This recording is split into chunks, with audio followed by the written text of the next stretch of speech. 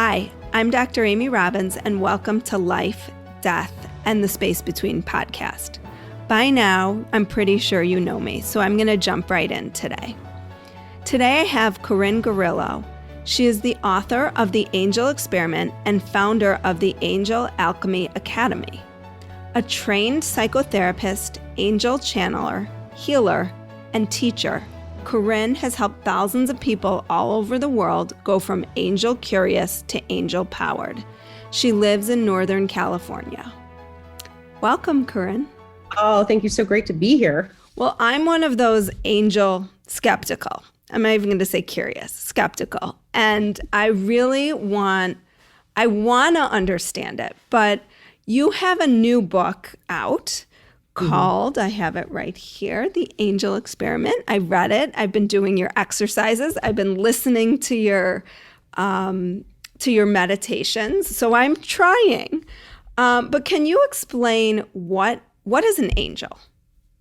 Yeah, I mean, I think an angel, it depends on who you're speaking to, because people all around the world, in all religions across the world, all acknowledge benevolent beings that are here to help you. So a Christian or someone from the Jewish faith will call it an angel. And the simple answer is they're messengers from source, and they're usually invisible, and they're here to help us. And so what is an archangel and an angelic being and an order? Because you talk about all of these in your book, and it's the whole thing is just mind-blowing to me. Really? Okay. So I'll describe to you how it was shown to me, because it helped me kind of wrap my mind around it. But if you think of God or creator or source or whatever it is that created all of this madness, in its purest form, it is whole and united. And then as it begins to come into incarnation, it begins to, in a sense, divide itself. And so an archangel would be essentially one of the emanations of God, one of the branches of God, but it's all pointing still back to God. Now, I'll tell you about the other orders of angels. Okay. So, and this is not from the books. This is what I was shown. Okay. So, and it was broad daylight, and I was hanging out at a grocery store in the parking lot, and I was talking to Archangel Michael, or just calling him in. And I saw this bright beam of light come from the sun. And it was like this cone shape that kind of started pointing all the way down to the planet, coming down to the planet. And I really kind of felt the sense of just of peace, of love, of something, moving towards us. And as it started doing that, it became an apparition. So it was like this head, kind of creature, kind of figure. It's like like human-ish, this giant long robe. So the cone was this robe, and the being started opening up the robe, and all of these smaller little beings started flying out. And it was like a bunch of angels kind of flying out, little beings flying out. So I believe that the archangel kind of holds a frequency for the beings of light that kind of perform that function. So if it's Archangel Michael is a protector and a warrior. And so then, if he rolls with an army, what I was seeing was his army of angels go out and execute whatever will is happening. So whether it's people praying on the planet for whatever it is they're praying for, it's all the messengers kind of like coming out and executing the will. So that's how I see angel frequency. It's not it's all connected to God, and that even the lower orders of angels are connected to the higher, to kind of the bigger angel, and the bigger angel is source, connects to source directly. Gotcha. Okay. So little angels typically don't have identities in the same way that archangels do? No, I believe they do. So what I could have been seeing was personal angels. So most people have even individual angels. They call them guardian angels. But again, it's all about the fact that we have invisible allies all the time. And allies include angels, but they also include ancestors. Mm-hmm. And they could include power animals, and they could include just forces of nature. So I don't make one better than the other. It's just we have allies, and if we don't learn about them and start engaging them, then we kind of miss a slice of this beautiful pie. Mm-hmm. So also spirit guides. Yeah, spirit guides are part of our, so I call it essentially an invisible posse. And that posse can be comprised of, and some of us are just more dialed into different realms, right? Mm-hmm. I'm dialed into the angelic realm. You haven't seen an angel because you're not dialed into it yet. But you're working on it, right? I kind of want to get dialed into this. Yeah, but it's like you have a real connection with the spirit world, and that's not my thing, right? Mm-hmm. Although I've had experiences, but that's not really where I naturally go. It's like I'm saying, we all have, if we're all even part of this other, if we're all part of these giant robes, maybe you're kind of housed in a frequency that's just a different robe. Like your mastery doesn't have to do with angels. It has to do with something else that's like super awesome that people need to know about and hear about. And I think the point is, we come and start speaking our truth out loud, especially, as therapists, we're both therapists, right. and we start speaking our truth because there's something there that we're supposed to be talking about that doesn't make sense. But, gosh darn it, I'm going to talk about it. And you start talking about it, you start having some level of success. I feel like there's a reason for that. We're part of this invisible team, and we all kind of are champions of different parts of the posse. Mm-hmm. That makes sense. So the order, what's an order? Okay. An order would be, you're talking about the orders of angels? Yeah. Well, you were talking in the book about, let me find it. So there's different orders of angels. Other angelic orders you talk about. Yes. So there's some, and those are really taken from old Jewish traditions as well. And I had to put something in the book, although my preference is to not overly try and define these things. I'd rather have people really experience themselves, because I didn't meet the seraphim from a book. I met these beings from opening up my spiritual gifts and going, hey, are you here? And then they showed up. So there's different orders with different jobs, essentially, different kinds of jobs. So maybe the cherubim would be, so there's the seraphim, the cherubim, the principalities, the virtues, there's all of those. But the ones I can really speak on are cherubims, because I've seen them kind of come around during big love experiences. And the seraphim, which I work very closely with because they are just bright light, and I just have an affinity for them. Again, there's no good reason for it. Mm-hmm. They just like me and I like them. But yeah, I talk about little things about them in the book. But again, the book is not it's not meant for biblical, definitions or anything like that. It just gives people a framework to play with. Right. And so does a human get to a point where they become an angel or an archangel, or does it work the opposite way? Yeah, I don't have really, I've heard a lot of theories on that, but because I really generally speak to things that I've experienced, I don't really have a lot of theory on that one. So some people say that you can advance, and, I think it's Archangel Sandalphon and Metatron that they say were human at one point and then became archangels. But I feel like that's also a very linear way of thinking about evolution, and I don't feel that's how it works. Gotcha. Okay. Yeah. So I guess, again, like I always try to do here to some degree, is I try to explain things in a way that our human minds can understand. Yeah. But I think, to your point, there are some things that aren't necessarily explainable in that way. Sort of like this entire podcast. Yeah, exactly. Like that whole thing, right? Clear that we only have just a little bit of the information that we're given. And, so again, I that's why I tend to work with these things more practically. And I'm not a biblical scholar. I work with angels as if they're real and allies right here in the room. And so I really focus on building an actual relationship with them and taking it out of the books and into your real life. So when you just kind of walked into the parking lot and you see this light, Yeah. Does it feel like you're the only one that sees it or no one else is paying attention? Yeah, it feels like I'm the only one that's seeing it. Okay. Yeah. And so, but I've learned to like not overly gawk. Like I try and keep a low profile when little events are happening. Right. They don't happen very often. So they'll just give me little teachings along the way to really help my understanding, because I spend a lot of time in this realm, you know? But yeah, I don't think it was, I don't remember actually seeing anybody. I was sitting in my car, so I wasn't standing there like this. But it was really fairly profound. But I've seen a lot of things over the years now. And I'm sure you've had your experiences with the spirit realm as well, where it's just, you know, they're happening here and there. And yeah, sometimes the teaching is just for me.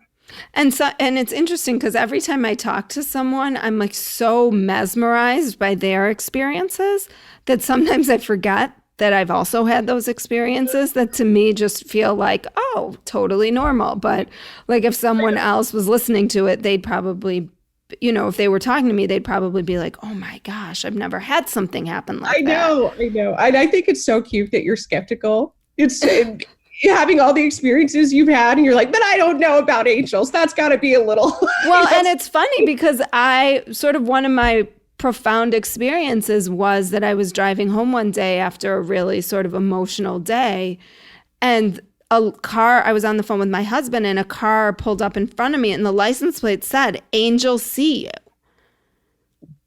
I know. And I'm still like, this angel business. You're just a little cranky about it. They just need to prove it to me more. I just need more proof. I think that's the thing, is like just keeping an open mind and allowing those synchronicities to come in. And, you know, my whole, just what I do for a living is really opening people up to this reality, right? So right now, we just started a 21-day, like a live course in a group that I have. There's like 14,000 people in it. And it's so cool because through getting the testimonies of other people, when they're like, they'll take pictures of that license plate just when they were thinking something. And so it's so fun to share these experiences, because it really helps us kind of bolster up to the fact that we're not alone. And I know it's like radical to even think about anything like angels or that, you know, deceased loved ones are going to come around. But once you open up your mind to it and you start paying attention, it's freaking obvious. Mm-hmm. And so the difference between an angel and a deceased loved one when they come through is pretty clear. Like you can differentiate that. Yeah, usually. Yeah. And, you know, I just want to say this. I was not born like seeing dead people or talking to angels or anything. I had a big miracle happen, and then my spiritual gifts started doing a little weird, you know, I started opening up to the world. But when I would sit with my clients, when I was just doing angel healing sessions with them, sometimes angels, the spirit would bring through a crossed over loved one if there was some business that needed to be healed. Mm-hmm. And so that's when I could really start feeling it. But yeah, for me, the difference is, and I'm more clairsentient, meaning I feel things more. So the feeling of a crossed over loved one feels a lot like a regular person coming into the room. They're just kind of invisible. I actually like have had him tap me on my hand or trying to interrupt my sessions, you know, like, hey, I want to talk to somebody. It's like, okay, you know, that's bad manners. Right. I'm trying to have a conversation over here. Get off of me. Right. So it feels a lot like people. When an angel comes into the room, for me, I feel it's like this effervescent joy, peace thing. It just feels like so expansive and so much love that is beyond human kind of love. And so it's really challenging to explain, but some people really, you know, some of my students, when I'm training them, they can really, you know, feel, you know, there's a specific place that spirit, like a spirit will come through, or like angels, they'll feel it like come in through the front, or like an angel will come in through a certain side. So over time, you start developing your capacity to understand what's happening. But yeah, I found that talking to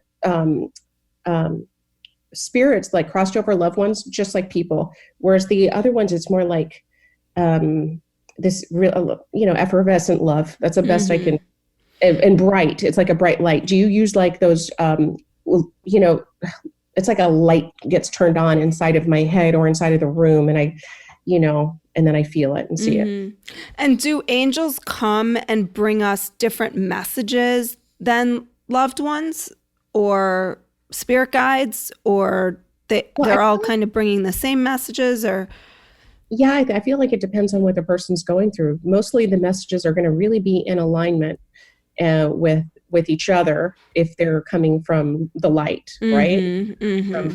They're the good guys. They're all going to be kind of telling you the same thing, like you're going to be okay, everything's going to be fine. You're going to turn on the radio and hear the song that you need to hear right in that moment. But sometimes the messages, I feel, again, with crossed over loved ones, it stays very much sometimes in the human realm. And I feel like with angels, it's I found it's about sometimes having more joy, becoming more free, discovering your mission, pursuing your mission. So it's like they're messengers from source. So they're kind of guiding us in a way to activate who we are at a deeper level. And, you know, for me, I suffered with incredible depression for most of my life and didn't believe that the life that I'm having now is even remotely possible. I mean, wasn't even on my freaking radar. It was the energy that angels can use to, in a sense, activate, detox, declutter your energy body and just help you let go of old trauma that really kind of lightens and loosens you up. So, yeah. And do you find that like angels sort of bring messages when they bring through like messages like you need more joy, or you need you need to find some more meaning or purpose? Do they help with how to get you there, or is it just sort of the larger kind of global picture? Yeah, they do have they can be specific. They can be specific, but here's the thing, and I think even our crossed over loved ones can kind of guide us in certain ways, and they'll show us that we're not alone and we're supported. But how spirit inspires us is through giving us inspirational ideas, thoughts, and giving us strength and courage to pursue our dreams, to make better choices in life, whether we're struggling with addiction or we're struggling in our career and want to make a big change.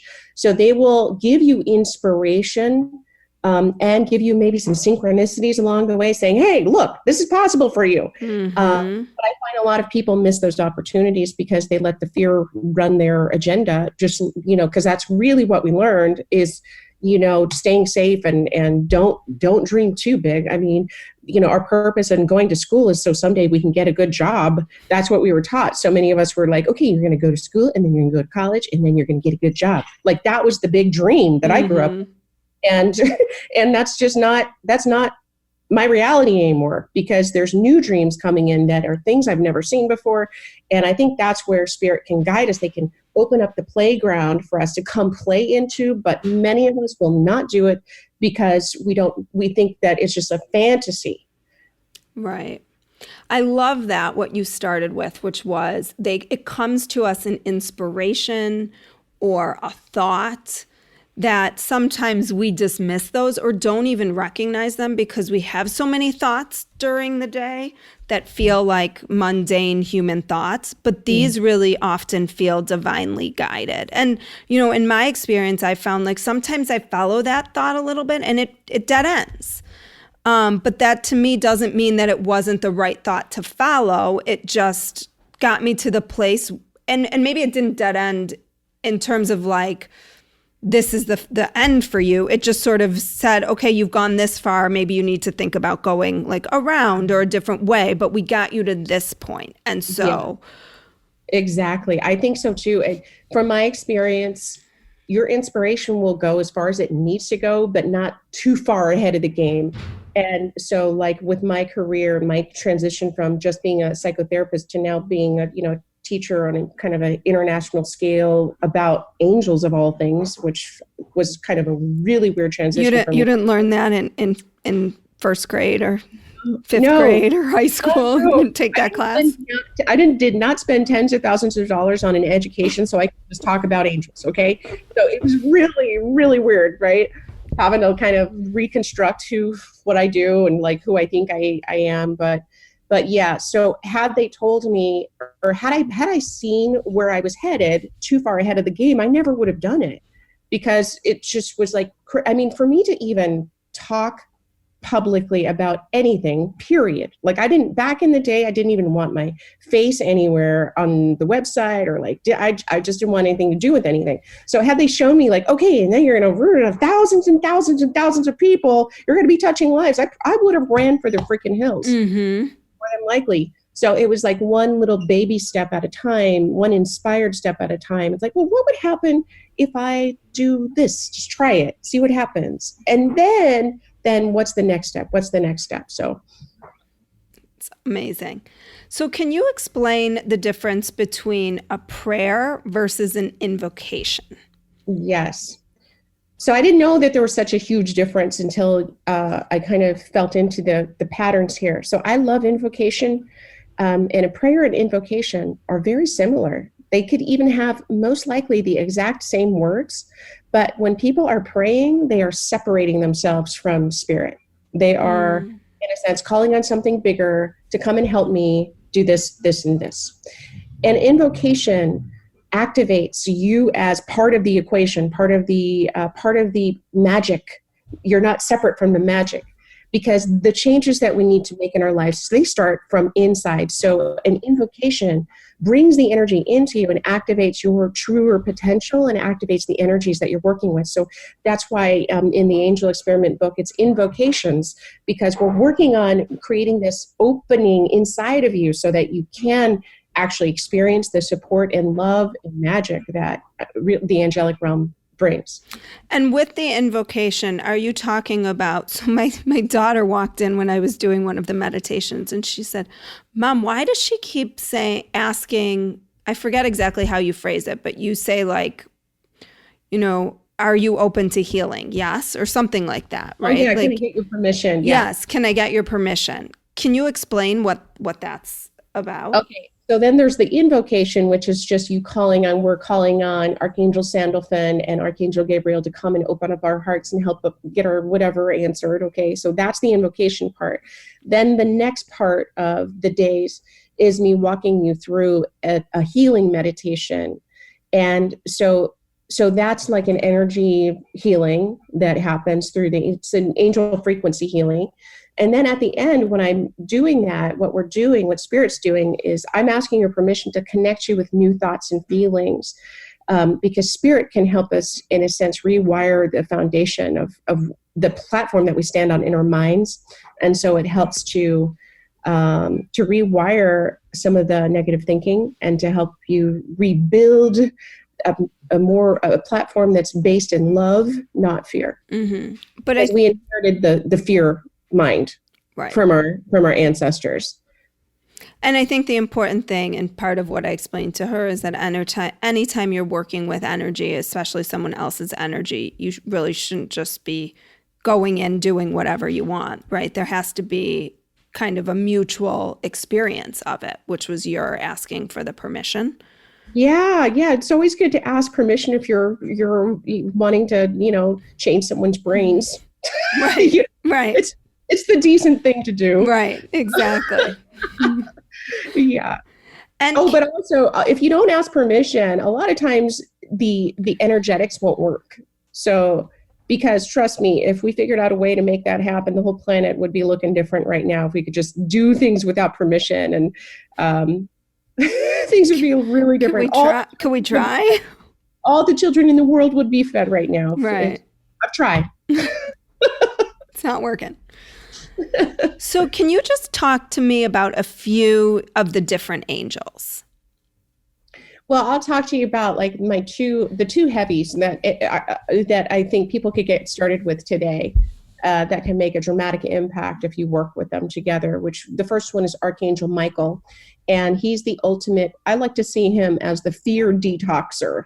So he can, when you call in his energy, he helps you just kind of slough away some of the fear, the crust, the anxiety, the depression, or just in general, the dark energy we're kind of towing. And so I think just working with Archangel Michael is just a powerful medicine. Archangel Raphael is also considered a powerful agent of change, but also he's a heart healer. So he works from the heart, and he's a healer. He's like kind of like a doctor. And so when you work with Archangel Michael to detox you, and you work with Archangel Raphael to help heal you heal your heart, heal your mind, heal your body, then those two can cover a lot of bases, just those two by themselves. And the way you do that is you would just call them in. Yeah, well, I do them through invocation, calling them in. And well, like in the book, it's exactly how we do it. We do an invocation, then we do a healing. And it takes, when a lot of people pray, they're just like, they pray for something and then they forget about it and go on. They don't actually sit and experience the shift enough for anything to change. And again, prayer is really powerful, but what's more powerful is when we actually acknowledge and witness the shift, the energetic shift and change inside of us. So that's why I spend a lot of time helping people through that other part of the process that I found expedites any manifesting that you want, whether it's manifesting of cash or love or just health and healing and joy or your life purpose or whatever it is. And how do you know who's showing up? Yeah, sometimes that takes time to develop. I spend a lot of time I have a 6-month intuitive training. And so everybody is different is the thing. And so your natural gift to receive information may be different than mine. So I said earlier, I feel energy. And so their energetic pattern feels different to me. So I've learned over time, because I've called them in so much, like, okay, this is the signal. This is how I know I'm connected. You may be more clairvoyant. Yeah. So you may see when an angel comes in, and so it just depends. So over time, they'll look, feel. Sometimes people smell them. Actually, I don't. I have terrible sinuses anyway, so I'm not going to say anything. That is not my strongest clair.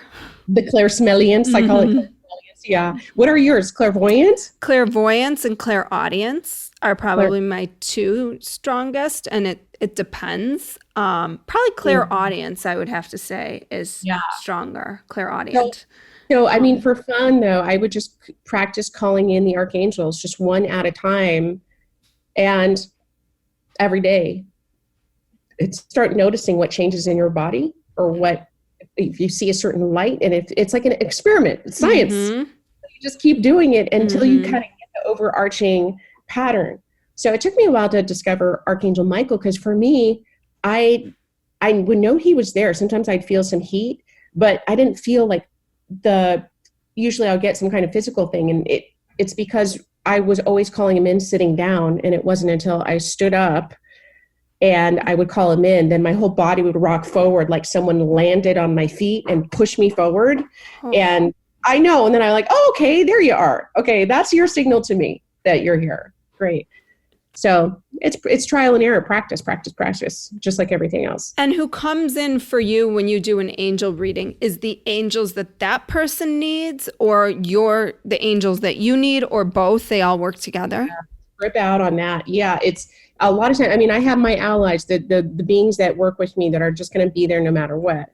But I noticed that depending on who you're sitting with, a different archangel that I rarely work with, or even gods, goddesses, or like we said, spirit guides can come through. Sometimes I'll see power animals for people. These are all things that like I wasn't officially needing to believe in, right? I'm not like, ooh, I need to just spend all the time and playing in these realms. It's just very practically, I'm sitting with a psychotherapy client, and then we would kind of like shift gears a little bit. This was like when I was kind of still transforming. And then I'm seeing this like big lion hanging out next to him. It's like, okay, well, there's a freaking lion right there. There's a power animal. And so that's really how I learned about the realities of these, is just from my own experience and receiving messages and conveying them. And a lot of times they really resonate with the people, or like, oh gosh, I have lions all over my house. I always wondered why I love lions so much. And it's like, that's your power animal just sitting right there. I think I know my power animal now. Okay, what's yours? I love elephants. Oh, so cute. Always. Yeah. So, I mean, just like with any ally, you can sit and talk to your elephant and get confirmation and just get a feeling and a vibe. So I love all the allies. I just currently I'm talking a lot about angels, but I like, my whole working with the angels has really opened me up to all of these realms, not just angels. Mm-hmm. I'm going to have to do a podcast on power animals. I know. Is that the same as spirit animals? Same thing? Yeah. Okay. Uh-huh. And a lot of people, when they start working with angel energy, they'll start seeing an uptick and seeing the same animal around over and over again. This happened with me. All of a sudden, owls started coming around. And I was just seeing owls everywhere, and I didn't understand what the heck was going on until I met my spirit animal. And it was like, oh, okay, you're just trying to get my attention. So again, angels are just going to bring through just love and support and by opening ourselves up to these things, and we get access to our other posse as well. Mm-hmm. I really got to commit. I'm going to commit. And when you do, so I've done a few of your meditations. I think I've done like 5 of them, and they're pretty short. Should I sit longer and just wait and see what comes? Like the beginning part is just sort of the intro and the invocation, and then just sit and see if more comes in? Yeah, especially because you're already gifted. So I think it's like, you have this little door that's been shut, and you just have to just kind of open up a little bit more. So I think just sitting with it and waiting for feeling or insight or knowing. And for you, I feel like channel writing might be a good idea. If there's an angel here, what's the message? Because that'll help kind of loosen up some of the gears that are kind of closed down from the angel world. I believe in everything else, just not angels. Right. I don't know. I mean, you're definitely convincing me here. I'm going to have to practice on my own a little bit, but I've had people who said, I have a friend who asked me like, do you know anything about like someone Michael? And I know I have like a very, very minimal understanding of angels, but I was like, I think that's Archangel Michael. And she's like, and then she looked it up and she was like, oh my God, it totally was. And she just experienced it in meditation.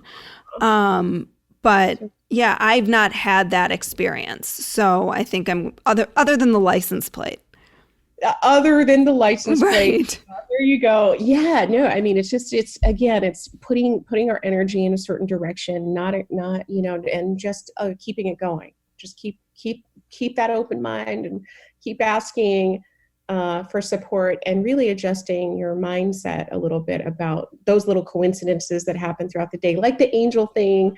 But often people will just notice that life flows a little easier just by talking to angels. Mm-hmm. And it's not like, Archangel Michael coming down and like giving you a big smack upside the head saying, hey, I'm real. It's not like always like that. Sometimes it's just extremely subtle. Right. I mean, I think the subtleties of these realms, I think often we're looking for like blaring in our faces, right? And it's often really, really subtle, and you have to be out of your own head and in tune to be able to notice them.